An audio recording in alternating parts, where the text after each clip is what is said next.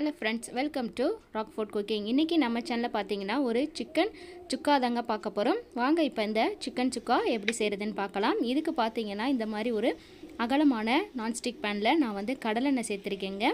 சுக்காவுக்கு எப்பொழுதுமே கடலெண்ணெய் சேர்த்திங்கன்னா ரொம்ப டேஸ்ட்டாக இருக்கும். இப்போ இது கூட பார்த்தீங்கன்னா நான் எண்ணெய் காஞ்சதுக்கப்புறம் 2 பட்டை, 2 கிராம்பு, 1 வரமிளகா, 1.5 டேபிள் ஸ்பூன் பார்த்திங்கன்னா சோம்பு சேர்த்துக்கலாம். இதெல்லாம் பொரிஞ்சதுக்கப்புறம் நம்ம வந்து 2 பெரிய வெங்காயம் எடுத்துருக்கோங்க. நம்ம இன்றைக்கி 1/2 கிலோ சிக்கனுக்கு தாங்க இந்த மெஷர்மெண்ட்லாம் நான் சொல்கிறேன். இப்போ 1/2 கிலோ சிக்கனுக்கு 2 பெரிய வெங்காயம் இந்த மாதிரி நீல வாக்கில் கட் பண்ணிக்கலாம். கட் பண்ணிவிட்டு நல்லா இந்த எண்ணெயில் வதக்கிக்கலாங்க. வெங்காயம் பார்த்திங்கன்னா நல்லா வதங்கணும். வதங்குறதுக்கு நம்ம வந்து உப்பு சேர்த்துக்கலாம். உப்பு வந்து பார்த்திங்கன்னா ஒரு 1/2 ஸ்பூன் அளவுக்கு நம்ம சேர்த்துக்கலாங்க. இப்போ பாருங்கள், வெங்காயம் நல்லா நமக்கு வதங்கிருச்சு. இப்போ இது கூட பார்த்திங்கன்னா 2 தக்காளி சேர்த்துக்கலாம். தக்காளியும் நமக்கு 2 போதுமானதாக இருக்கும். இப்போ அதையுமே நல்லா வதக்கிக்கலாம். இது கூடயே நம்ம இஞ்சி பூண்டு தட்டி வச்சுருக்கோம், அதையும் இதில் சேர்த்துக்கலாங்க. சேர்த்துட்டு நல்லா கலந்து விட்டுடலாம். கலந்து விட்டுட்டு இது நல்லா நமக்கு வதங்கணும்.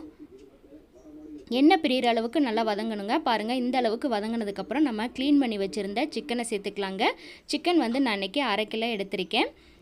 இப்போ சிக்கனை வந்து நம்ம க்ளீன் பண்ணி இது கூட சேர்த்தாச்சு. சேர்த்துட்டு நல்லா கலந்து விட்டுடலாம்.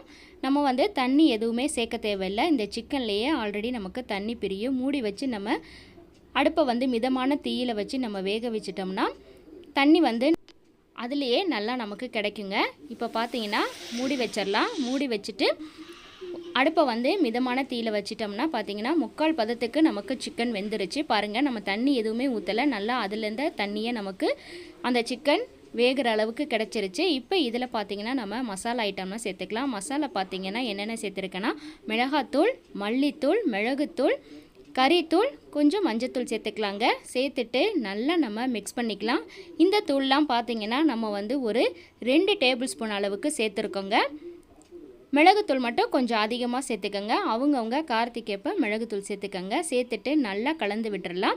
கலந்து விட்டுட்டு அடுப்பை மிதமான தீயில் வச்சு மூடி போடாமல் நல்லா வேக விட்டுட்டோம்னா நமக்கு சூப்பரான சிம்பிளான சிக்கன் சுக்கா ரெடி ஆயிருங்க.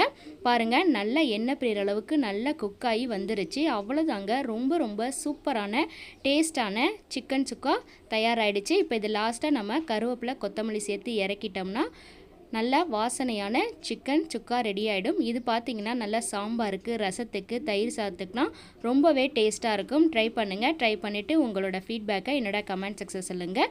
தேங்க்ஸ் ஃபார் வாட்சிங்.